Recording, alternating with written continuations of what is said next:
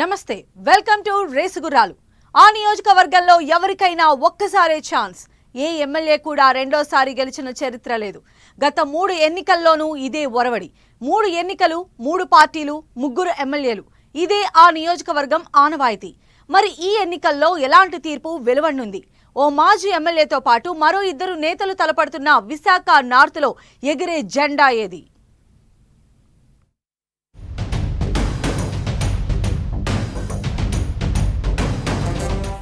నగరం విశాఖలో కీలక నియోజకవర్గం విశాఖ ఉత్తర 2009లో ఏర్పాటైన ఈ నియోజకవర్గం అంతకుముందు విశాఖ 2వ నియోజకవర్గంలో అంతర్భాగంగా ఉండేది। అప్పట్లో కాంగ్రెస్ కు కంచుకోట। పునర్విభజన తర్వాత జరిగిన తొలి ఎన్నికల్లోనూ కాంగ్రెస్ పార్టీయే ఇక్కడ జెండా ఎగరేసింది।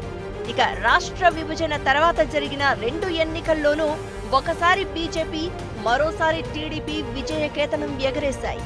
గత ఎన్నికల్లో కేవలం 2000 స్వల్ప ఓట్ల తేడాతో ఈ స్థానాన్ని కోల్పోయిన వైసీపీ ఈసారి ఉత్తర నియోజకవర్గంలో కాలు మోపి వాల్తేరులో సత్తా చాటాలని భావిస్తోంది।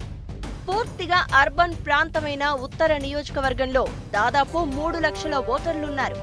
గవర, తూర్పు కాపు, కొప్పల వెలమ సామాజిక వర్గాల ప్రభావం ఎక్కువ। క్షత్రియులు, మైనారిటీలు కూడా చెప్పుకోదగిన స్థాయిలోనే ఉన్నారు।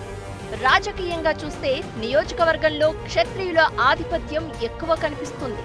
గత ఎన్నికల్లో టీడీపీ నేత గంటా శ్రీనివాస్ ఉత్తర ఎమ్మెల్యేగా ఎన్నికయ్యారు। ఆ ఎన్నికల్లో గంటాకు 67,352 ఓట్లు వస్తే వైసీపీ నేత కేకే రాజుకు 65,408 ఓట్లు వచ్చాయి। కేవలం 2000 ఓట్ల తేడాతోనే ఈ నియోజకవర్గాన్ని కోల్పోయింది వైసీపీ। అయినప్పటికీ రాష్ట్రంలో అధికారంలోకి రావడంతో నియోజకవర్గంపై స్పెషల్ ఫోకస్ పెట్టింది। ఉత్తర వైసీపీ అభ్యర్థిగా పోటీ చేసిన కేకే రాజు గత 5 ఏళ్లుగా నియోజకవర్గాన్ని అంటిపెట్టుకుని పనిచేస్తూ పరపతి పెంచుకున్నారు। ఈ ఎన్నికల్లో ఎలాగైనా గెలవాలని వ్యూహాలు రచిస్తున్నారు। అన్ని రంగాల్లోని కూడా 7 హాస్పిటల్స్ నిర్మాణం చేశాం, అన్ని స్కూల్స్ రెనోవేట్ చేశాం, 4 స్కూల్స్ని స్మార్ట్ సిటీ స్కూల్స్గా అభివృద్ధి పరిచాం। రోడ్స్ కావచ్చు, అంగన్వాడీ సెంటర్స్ కావచ్చు, పార్క్స్ కావచ్చు, బరియల్ గ్రౌండ్స్ కావచ్చు, విద్యుత్ సమస్య సంబంధించి, మంచినీటి సమస్య సంబంధించి చాలా వరకు కూడా అన్ని సమస్యలను కూడా చిత్తశుద్ధితో అహర్నిశలో కూడా ఎప్పటికప్పుడు ప్రజలకు అందుబాటులో ఉండి విశాఖ ఉత్తర నియోజకవర్గం అంటే నా కుటుంబం, నేను అందులో ఒక సభ్యుణ్ణి అనే విధంగా నేను ఈరోజు పాటుపట్టింది। ప్రస్తుతం ఉత్తర నియోజకవర్గం నుంచి వైసీపీ అభ్యర్థిగా కేకే రాజుతో పాటు టీడీపీ మద్దతుతో బీజేపీ నేత విష్ణుకుమార్ రాజు, జై భారత్ నేషనల్ పార్టీ తరపున సిబిఐ మాజీ జేడీ వివి లక్ష్మీనారాయణ పోటీ చేస్తున్నారు। ఈ ముగ్గురు హోరాహోరీగా తలపడుతున్న ప్రధాన పోటీ వైసీపీ బీజేపీ మధ్య కనిపిస్తోంది। ఈ 2 పార్టీల నేతలు క్షత్రియ సామాజిక వర్గమే కావడంతో బీసీలే గెలుపోటములను డిసైడ్ చేసే పరిస్థితులు కనిపిస్తున్నాయి। గత ఎన్నికల్లో స్వల్ప ఓట్లతో ఓడిన కేకే రాజుపై నియోజకవర్గంలో సానుభూతి ఎక్కువగా కనిపిస్తోంది। పైగా ఇక్కడ ఒకసారి గెలిచిన వారికి రెండో ఛాన్స్ లేదనే సెంటిమెంట్ కూడా ఆయనకు అనుకూలంగా మారుతోంది। గత 10 ఏళ్లుగా వైసీపీలో చురుగ్గా పనిచేస్తున్న కేకే రాజు పట్ల అధిష్టానం సానుకూలంగా ఉంది। ముఖ్యంగా సీఎం జగన్ అండదండలతో నియోజకవర్గంలో తన బలం పెంచుకున్నారు కేకే రాజు। ఎమ్మెల్యేగా గంటా శ్రీనివాసరావు ఉన్నప్పటికీ ఆయన గత 5 ఏళ్లుగా నియోజకవర్గాన్ని పట్టించుకోకపోవడంతో కేకే రాజు పూర్తి స్థాయిలో సేవలందించారు। ఎవరికి ఏ సహాయం కావాలన్నా నేనున్నానంటూ ఆదుకున్నారు। ఇక ఆయనకు ప్రోటోకాల్ సమస్యలు రాకుండా నెట్ క్యాప్ చైర్మన్ పదవినిచ్చి మరింత ప్రోత్సహించింది వైసీపీ।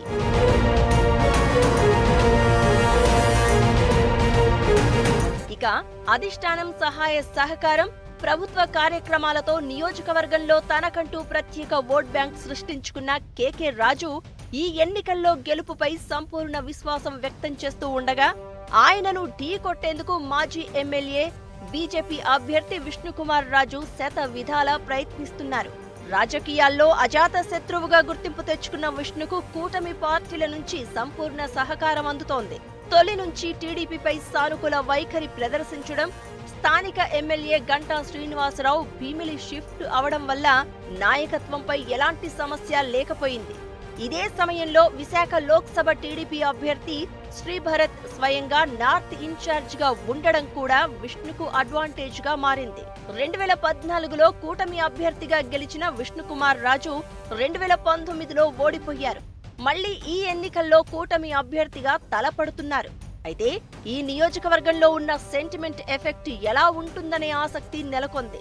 మరోవైపు ఎన్నికల ప్రచారంలో చురుగ్గా తిరుగుతున్న విష్ణుకుమార్ మాత్రం విజయంపై ధీమాగా ఉన్నారు. దాన్ని రాకుండా చేసిన వ్యక్తి ఇప్పుడు వైఎస్ఆర్సీపీ నుంచి ఇక్కడ నార్త్ నియోజకవర్గంలో కంటెస్ట్ చేయటం అంటే ఒక అరాచక శక్తికి ఏ విధంగా ఇక్కడ నార్త్ నియోజకవర్గ ప్రజలు ఓటు వేస్తారా అనేది మాకు అసలు అంతుపట్టినటువంటి విషయం.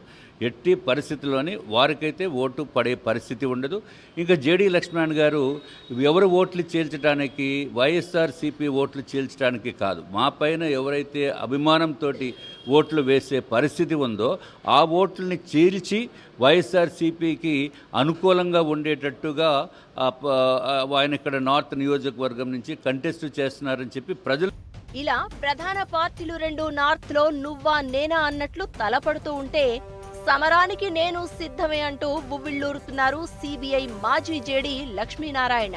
గత ఎన్నికల్లో జనసేన తరపున విశాఖ ఎంపీగా పోటీ చేసిన లక్ష్మీనారాయణ చెప్పుకోదగ్గ ఓట్లు తెచ్చుకున్నారు. ఎన్నికల అనంతరం జనసేనకు దూరమై ఈ ఎన్నికలకు కొద్ది నెలల ముందు సొంతంగా జై భారత్ నేషనల్ పార్టీని ప్రారంభించారు లక్ష్మీనారాయణ. విశాఖలో తన పార్టీ కార్యాలయాన్ని ప్రారంభించడమే కాకుండా తాను స్వయంగా విశాఖ నార్త్ నుంచి అసెంబ్లీకి పోటీ చేస్తున్నారు. విశాఖ అభివృద్ధి, ప్రజా సమస్యల పరిష్కారానికి తనకు అవకాశం ఇవ్వాలని కోరుతున్నారు లక్ష్మీనారాయణ. కేంద్రంలో ఉండే పార్టీల అడుగులకు మడుగులొత్తడానికి మాత్రమే ఈ పార్టీలు అని, ప్రజా సంక్షేమం కోసం ఏమీ పనిచేయవు. ఆ తర్వాత ఇక్కడ ఉన్న ముఖ్యంగా ఆంధ్రప్రదేశ్కు ఉన్న సమస్యలను తీర్చడానికి వీళ్ళు లేదు. వాళ్ళను కాపాడుకోవడానికి కేంద్ర ప్రభుత్వానికి దాసోహం అంటున్న తరుణంలో ఒక కొత్త పార్టీ రావాలి, ఒక కొత్త ఆల్టర్నేటివ్ రావాలి అన్న ఉద్దేశంతో ప్రజలు అడిగిన ద్వారా ఈ పార్టీని స్థాపించడం జరిగింది, మొదలు పెట్టడం జరుగుతుంది. ముఖ్యంగా విశాఖను డ్రగ్స్ బారి నుంచి కాపాడడానికి జై భారత్ నేషనల్ పార్టీ నేను ప్రత్యేకంగా చేస్తాను. మొత్తానికి ఉత్తర సమరం హోరాహోరీగా కనిపిస్తోంది.